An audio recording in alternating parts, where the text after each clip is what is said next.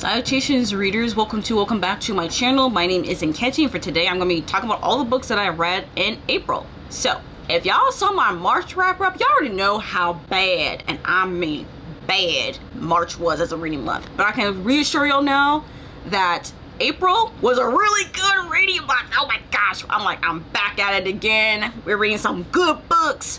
I only had one done, but that is okay because everything else was good. So yeah, I'm just happy that my reading month in April was really good. Now let's get into stats. So I read 8 books. So I'm looking here on my computer here with all my stats.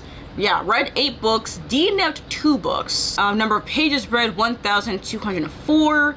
Number of hours listened 55.5. And then the average rating is a 4.17. That's right. We got a really good average rating. Anyways, let's also start talking about the books that I DNF'd because I just want to get to the good stuff. But beforehand, let me open my Dr. Pepper and cream soda real quick. Yep, needed it. All right, cool. So far it's just 2. So the first book I DNF'd this month was The Daughters of Izdahar. This was actually a 6 Recs by 6 friends thing. I think Nat from Something Bookish This Way Commons recommended this to me. So thank you, Nat, for the recommendation. Unfortunately, I DNF'd it. I DNF'd at like 23%. If you do not know, this is first book in duology. I think this is a debut novel as well, I think. Takes place in Egypt, is I think during the time of like women's suffrage, and there's a lot of elemental magic. Yeah, I think that's all I really remember about what this book is about, honestly. It's fine. I don't really particularly like elemental magic. It doesn't always do things for me, especially with the way that the author chose to go about the elemental magic. I'm like, okay, fine, whatever. And then the themes of like feminism and women's suffrage, I'm like, that's cool and all, but I know I'm just kind of like, I want a little bit more from that. And there's also so much like sexism, misogyny from like the male characters, and I'm just like, I don't want to be reading about that right now. I really don't. So yeah, I got to nearly a quarter of the way through and I said, you know what, I'm done. I'm tired. I just got bored, honestly. I felt like, is that it? It's supposed to be more. And I also think it's supposed to be a queer fantasy too. I haven't gotten to the point though where like the sapphic relationship was probably forming, but I got further enough in to at least know like who the particular couple will be, and I'm just like, okay, sure, I guess. I don't really care for them so much, so yeah, that's pretty much it. I don't really have much to say about The Daughters of Izdahar. I just know that this one's fine. I don't really care for it. And then unfortunately it was on pause for a good long minute, but oof, I was like, I have not picked up this book in a long minute. And I think it just means that I'm just not ready to read it right now. And that's The Reformatory by Tana Reeve-Du. Yes, I pretty much DNF'd it a second time. I stopped at like 22%, so I did get further into the audiobook since the last time I told you I soft DNF'd it. But this one's more of a like, oh, this is like a hard pause until I'm actually mentally in the headspace to read a story like this. And right now, I really am not. So nothing wrong with the book itself or the writing or anything. It's just like I'm not in the headspace for this such of a heavy horror right now. So we're putting the Reformatory on an indefinite hold until I'm mentally prepared, and I don't know when that is, but it's definitely not right now. But that's pretty much all the books that I DNF'd this month. All right, so now let's get into all the books that I read this month. The first book I read this month was Lesbiana's Guide to Catholic School by Sonora Reyes. This one is a debut novel. It actually is a book I've been seeing around a lot, especially on my Bookstagram lately, because I actually have some bookish friends of mine on Bookstagram who've been reading the books, especially this author's works. I've been loving it and raving about it. I was like, okay, you know what, let me just try the audiobook. And y'all, this book is really good. So this follows Yami, who is a closeted lesbian who was literally outed of her previous school, and she goes to a Catholic school. So she's there to like pretty much like new school life, new group of people and things like that. Also, she's also there to keep an eye on her brother as well. It's just a YA queer contemporary coming of age tale that I genuinely needed to read. I give this one 5 stars. Read it via audio. Really good. It's definitely heavy though, so definitely check back on content warnings before reading this. I'm trying to remember the content warnings. So yeah, there's homophobia, racism, religious bigotry, outing, alcohol, suicidal thoughts and suicide attempt, and deportation, which is minor thing with a character's parent, but it is indeed mentioned in here. Yeah, I mean, this was just really, really good, and it really does deal with the topic of like closeted queers really, really well. It's not anything shameful or anything. It's just like, look, if you're not ready, then you're just not ready. And the characters are very, very much likable, very much relatable. I really sympathize and empathize with each and every one of these characters. And I just think that it is also really nice too, seeing like parents who are really religious, but also have like children who are queer and how they handle with that as well. I think that's really handled really well. Even the ones who aren't well receptive, I think the way that the author wrote about those kind of characters also are really, really well. This is just really, really good. But yeah, Lesbiana's Guide to Catholic School. I mean, if y'all haven't picked it up, please pick it up. I definitely recommend the audiobook. Carlos Serrato narrates it, and Serrato did a good job narrating each of the characters. So yeah, that's the Lesbiana's Guide to Catholic School. And then the other book, which is another YA book. I was reading a lot of YA books, y'all, this month. Honestly, I'm like, dang, so many YA books. I don't usually read this many in a month. But this other book I read this month, which I did read it via audio for the most part. It was mostly an audiobook read, but I do have it physically with me.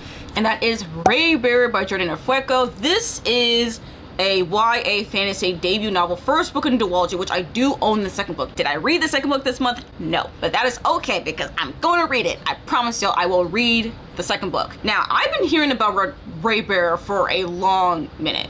I think ever since I actually came into like the book community, especially when I got to like booktube and more so on Bookstagram, for sure I've been seeing this duology around, hearing about this author, and I was like, I don't know. I've been always like, man, I don't really know. Now I've read this and I'm like, why did I not pick this up sooner? I should have picked this up way sooner. But yeah, what even is this book about? I'm trying to even figure out, like, y'all, I'm trying to even remember what this book is even about. So it follows a young protagonist, Tarsai, who is, geez, how do I explain all this?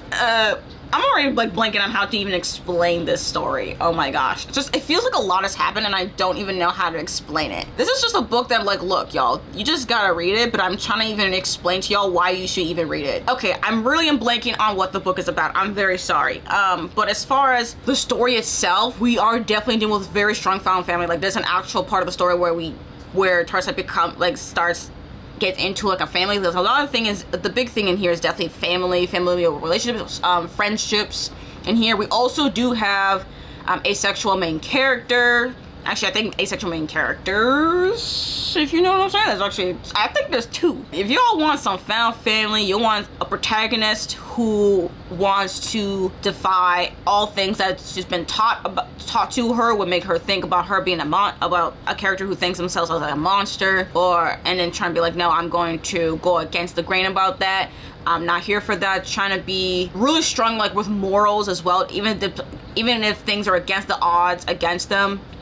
Always here for morals. I don't know. This is just a really good YA fantasy with such relatable characters. If you also want a main character with doing some mommy issues, yeah, you definitely got that in here. And also the audiobook narrator, Jonice Abbott-Pratt, does a really, really good job of narrating Tarsai. Very, very relatable, perfect, amazing narration.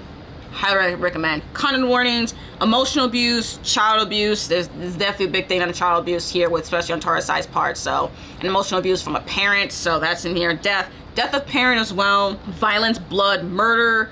There is rape and sexual conduct, but it's very, very, very minor. But it does happen only in the beginning parts of the story. It doesn't get further than that. So just want a fair warning on all that for y'all.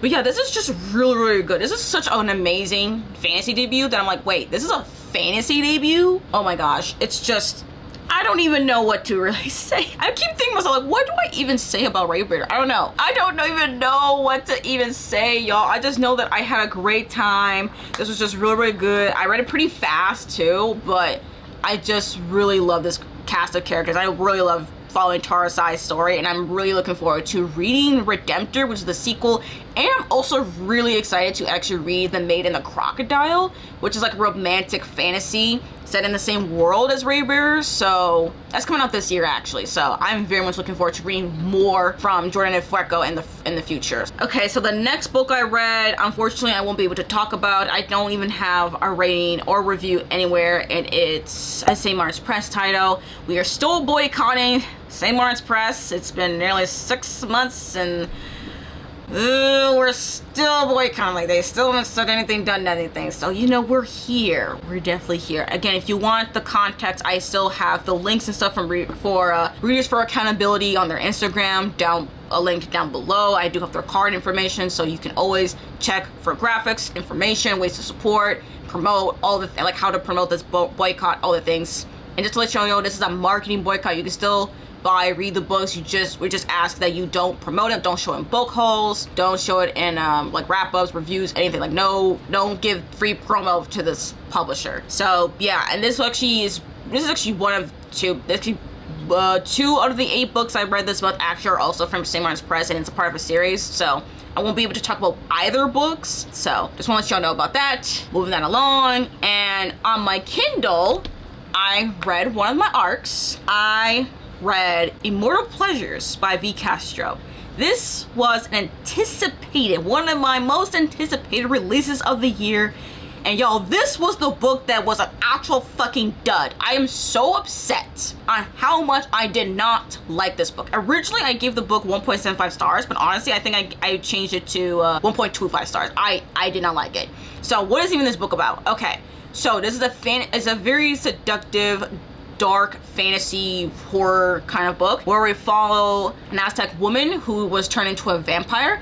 Her name is, well, I think in the modern world in this book, she's known as Malinali, who is known as La Malinche, who was the translator / known as a traitor for her people who helped Hernan Cortez. And it's pretty much a dual timeline kind of thing. We do get, this is a timeline where we follow, like, get her backstory and stuff, like how she coming across Cortez and all that things, and the amount of trauma she's experienced. Good lord, y'all, geez, y'all, content warnings on sexual violence. There's a lot of sexual violence in her past, so please, fair warning on that one. And then we go to her present storyline where she's a vampire. She's been around for hundreds of years. She's an antiques collector, and she's very much interested in these, like, 2 skulls. Like, she wants to get these skulls, but she definitely gets distracted with trying to, like, you know, look for love as well. Like, it's like a revenge thing, but it's also like love. And y'all, the way I was so hyped up for this book. I was so hyped up for it. And the way that it was not what I expected, but in the worst way. I don't even...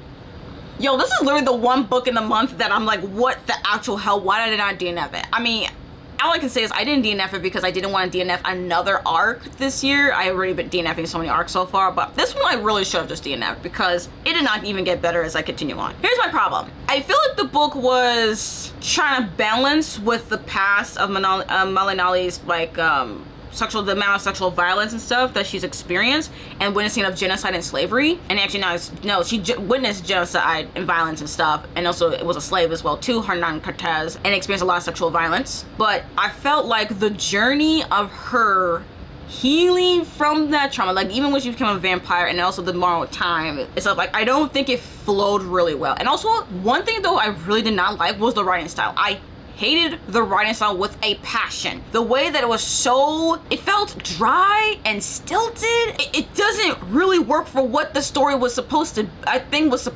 be.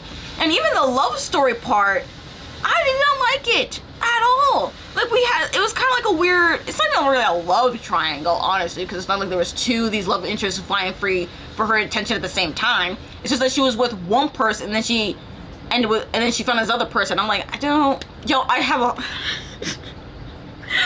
And the way that, like, the first love interest, who was a human, by the way, there was 2 love interests. One who was a human, one was a vampire. The one who was a human she met with first, and I felt like this one with the human, she was just fucking around with that guy for way too long, and I felt like he was really distracting her for her goal of vengeance. Like, I don't like it. And also, I will never forgive this book for having a sex scene, which I do understand now more in hindsight, even while I was reading, that it was kind of like more of like a personal revenge even in the thing, but still it was really, really weird in how she was using butter as lubricant. Yes, you heard that correctly. Butter was used as lubricant. I had to search up if that was even like a safe lubricant alternative. Like, no, don't do it. So like, I had to look it up, y'all. And I was like, are you trying to give this guy a yeast infection? I don't know, like, her as a vampire, she can even get a yeast infection, but I don't know, that was just really weird. It was just really, really weird, and I'm like, ew. And also the sex scenes, oh my gosh, were they so they were cringy at best. And most of it was spent with the first love interest, which was the one that she didn't even end up with. So I'm kind of like,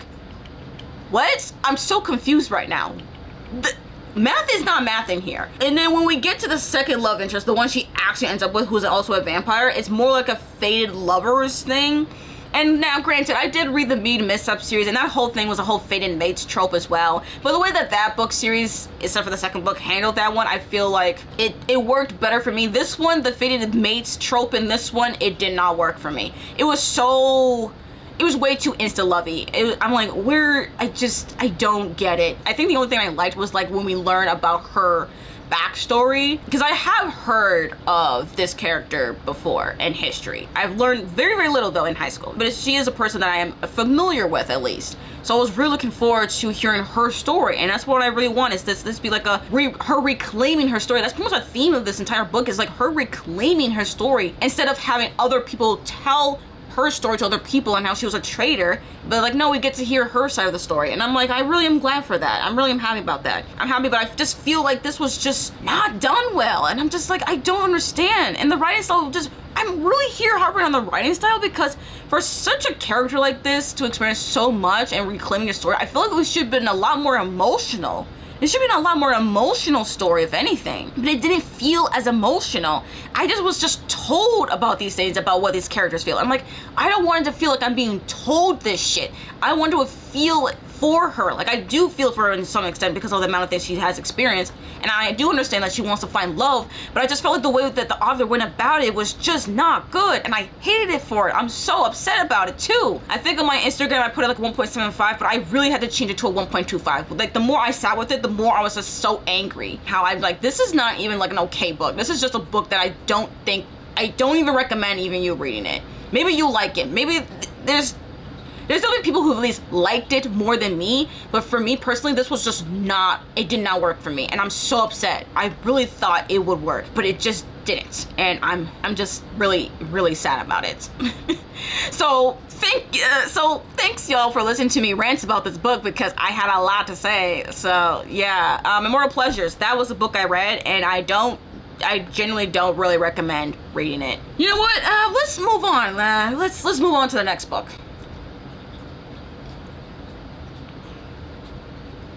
Because at least the next books I read, at least these books were actually really, really good. I did read these next books in 2 separate vlogs, so I will link them down below if you've not seen them already, but I have already recently talked about them. So first up is The Tainted Cup by Robert Jackson Bennett. I already have a dedicated reading vlog for this one, so y'all really want to know my thoughts and feelings about this book, definitely check out that reading vlog. But just to let y'all know, I give this one 4.75, maybe 4.5. I'm really, really more nitpicky, but I really did enjoy it very, very much. So this is a fantasy mystery book. It's actually first in a series. I'm not totally sure how many books are in the series. My guess is a trilogy, but don't quote me on that one. That's just me thinking. Also, this is my first foray into Robert Jackson Bennett's writing and his storytelling, and I have to say, I am curious to read more of his works.